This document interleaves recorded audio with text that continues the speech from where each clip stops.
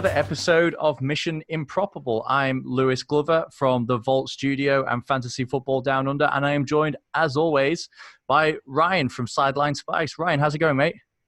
Good, thank you, Lewis. How are you? Fantastic on this lovely Sunday afternoon. It's been a really nice day, just being outside, soaking up some of the sunshine. So have I. It's been beautiful. Really good day, and about to settle in for the evening, watch some of the Rugby World Cup, and then get an early night to get up and go to bed early, as is tradition on Sunday during NFL season. I love it. So we can't be joined by Luca this week, unfortunately. He's too busy making gains in the gym and doing what he has to do. So it's just you and me today. We've each got 2 bets, but before we plow on with what we like for week 4, let's have a quick recap of week 3, because we are all about that accountability. And we had a pretty good week. I think we went 2 for 3. Is that right? Yep, that's right. What did we have? I had Greg Olsen over receiving, I think was my call, and he absolutely smashed. He was he got the nuts in week 2, multiple touchdowns, a ton of receptions. If you had him in your fantasy football lineups as well, that worked out very nicely for you. Matt Ryan passing, I think he was about over 302.5 yards. He made about like two or 3 yards in the end, I think. So Luke was pretty stoked about that one. Yeah, he snuck. He got in the back door there, and unfortunately, Chris Godwin didn't come up with the goods as we hoped. It was just the Mike Evans show. He was hot and he was shredding Janoris Jenkins in one-on-one coverage. It was embarrassing at times, and they just kept chucking it up to him. Yeah, well, as they should. It's not even week 4 yet, and we've had some absolutely dominant wide receiver displays already this year, and Mike Evans has to be up there. Yeah, it's definitely up there. We had one this week, right? On Thursday Night Football, Devontae Adams went balls deep on the Philadelphia secondary, so that was an unbelievable performance. Unfortunate to see him go off with turf toe, because that could have been 200 yards and a touchdown in there as well. Well, as you mentioned. 100 yards in first quarter. We were hoping for a 400-yard game. Yeah, he hit his over in the first quarter, so that was good to see.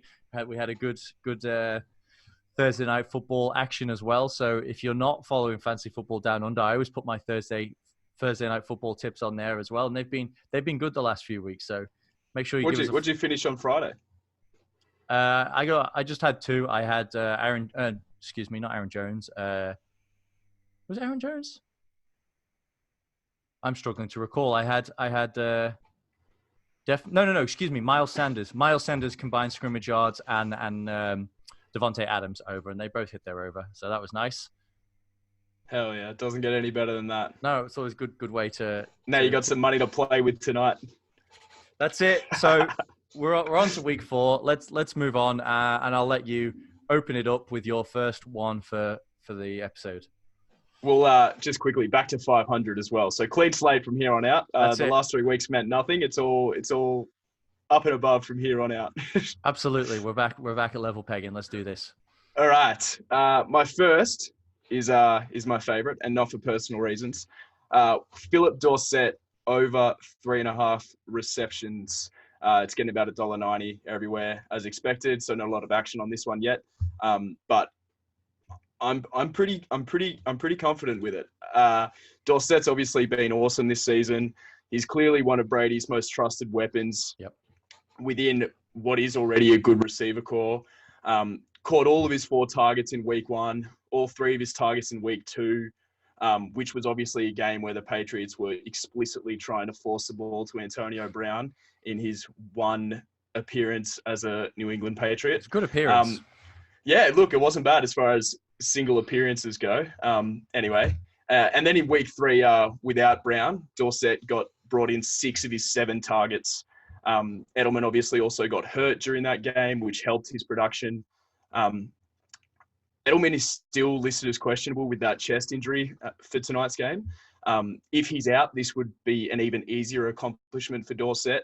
But even with Edelman, I think this is pretty safe. And the reason for that, obviously, is you've got some stats there about his sort of the openness of his receptions that I'll let you get into. I won't talk too much more about that. I'll let you get into the good stuff. But yeah, 3.5 receptions, Phillip Dorsett against the Bills tonight, I think is pretty comfortable. Yeah, I agree with that as well. A couple of things from Player Profiler.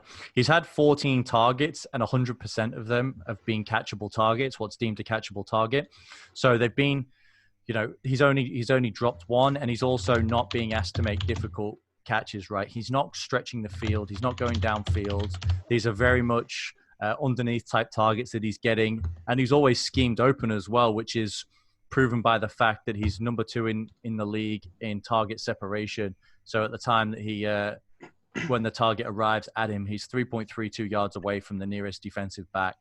So if you watch the Patriots games, you'll see Dorsett being used a lot to just move the chains, a lot of out routes, and he's just open constantly. The coverage is drawn away by Josh Gordon, by Julian Edelman, and then Dorsett is there underneath to get the first down conversion on a consistent basis. He leads the NFL in catch rate as well. As you mentioned, he's only dropped one of his targets. So that's another bonus there. When you're going for targets, you can't have receptions as a line. You can't have wasted targets. So that's not something that Dorsett does. So overall, I really like this bet, and I think he gets those 4 receptions to win you that bet. Well, it goes without saying as well for any quarterback, but Tom Brady is, especially at this point of his career, someone who can consistently sort of bring down balls is so important for him and whether he's going to be looking for you or not. But also, as we sort of spoke about before, the Bills outside receivers, outside sort of cornerbacks are good in their top 2, but Dorsett's going to be seeing a lot of coverage from their second sort of their backup cornerback, Kevin Johnson. Is that right? Yeah. Yes. Kevin Johnson, yeah. Who I think you mentioned rated as 112th in the league in coverage grade on PFF. Player profiler, but 112. So definitely not a good rating there. And the other thing for Dorsett as well, he has come into the slot about 38% of the time as well to get some easy matchups there. So that's it's all signs point up for Dorsett continuing to be a reliable, if not exciting, option. Awesome. What's your first one? My first one is a running back. I think he's going under the radar this season. He's performed pretty well. It's David Johnson. And I'm going with 3.5 receptions. So actually the same line against the Seattle Seahawks. On the season, the Seahawks are giving up 7 targets a game for 55 yards to opposing running backs. So it is a way to exploit the Seahawks. And not only that, DJ has been one of the most involved running backs in the league in passing situations. In his 2 complete games, bearing in mind he did leave the Baltimore game with a wrist injury, and then they took him out of the passing game almost completely. He has seen 6 total targets and played 87% of the snaps. And accounts for 16% of his team's targets and market share as well. So involvement in the passing game is something you like. In a matchup that doesn't particularly scare you against Seattle, you can score against them, or you can move the ball against them by involving the running back in the passing game. So really like DJ at 3.5 receptions. Yeah, you mentioned the injury in week 2, but he obviously came back in week 3 and had nine targets as well. Yep. And 6 receptions. So it is really just that one game where he left early with the wrist injury that sort of he hasn't made that number, but hasn't actually blown it away, which he has in 2 of the other games. So again, seems pretty comfortable to me. Absolutely. So who we got second for you? I am going with the rookie, the boy wonder from week 3, Daniel Jones. Obviously led the miraculous sort of comeback against Tampa Bay last week. Looked pretty special, threw for 336 yards in his NFL debut. And honestly, aside from a few sort of ball security issues, which obviously is an issue for a lot of rookie quarterbacks, he looked somewhat like the real deal, at least more so than Eli Manning has in the last sort of 8 years. He feels legit. We'll obviously find out more about that as the weeks go through. But in terms of his second NFL game, the matchup probably doesn't come much better for him than the Washington defense at home at MetLife Stadium. Washington's giving up 288.3 passing yards per game to opponents. which included Mitch Trubisky on Monday Night Football last week, and making Mitch Trubisky look good is It's sort a of special accomplishment. yeah. Look, it's reserved for only the worst defenses in the league. And now Washington's now playing on the road on a short week, and they're going to be attempting to stop a quarterback who they have essentially zero film on. Complementing all of that, obviously, is the lack of Saquon Barkley, who's out with that ankle injury. I can't imagine Gorman carrying the same sort of load that he does, which should only mean more sort of passing attempts for Jones and the Giants. Obviously, also the line at this game is at 49.5 points, so they're expecting a high-scoring game. Both defenses are pretty bad, so you'd imagine that there's going to be quite a lot of possessions for both offenses in this one. And yeah, I think the rookie gets there, 249.5. Oh, sorry, 251.5. 251. Yeah, I don't mind that one at all. As you mentioned, the defenses stink. We saw what happened to the Giants last week. Their defense is not good. Case Keenum is in ultimate DGAF mode. He's just throwing it everywhere, which is fun to see. And he's got a new favorite target in Terry McLaurin, who looks the real deal as well. Speaking of rookies, playing well.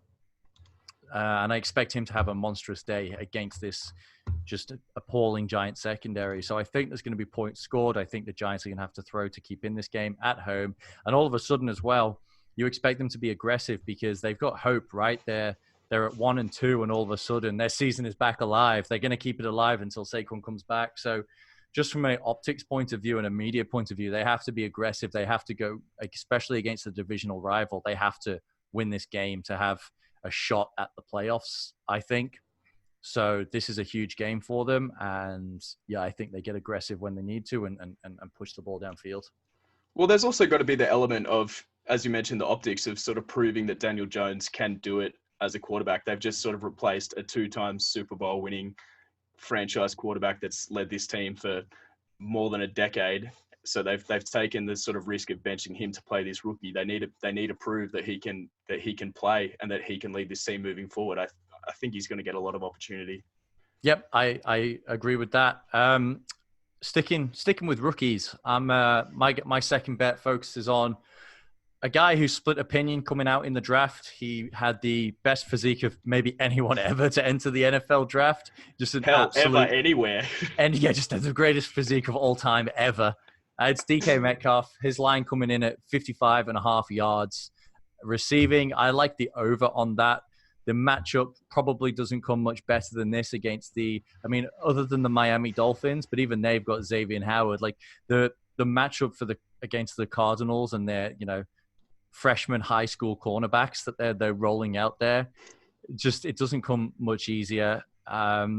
Cardinals opponents have averaged 70 plays per game against them, which is a fair lick, and quarterbacks are averaging 306 yards and 3 touchdowns. And Tyler Lockett has just been going ham this season, but he can't do it all.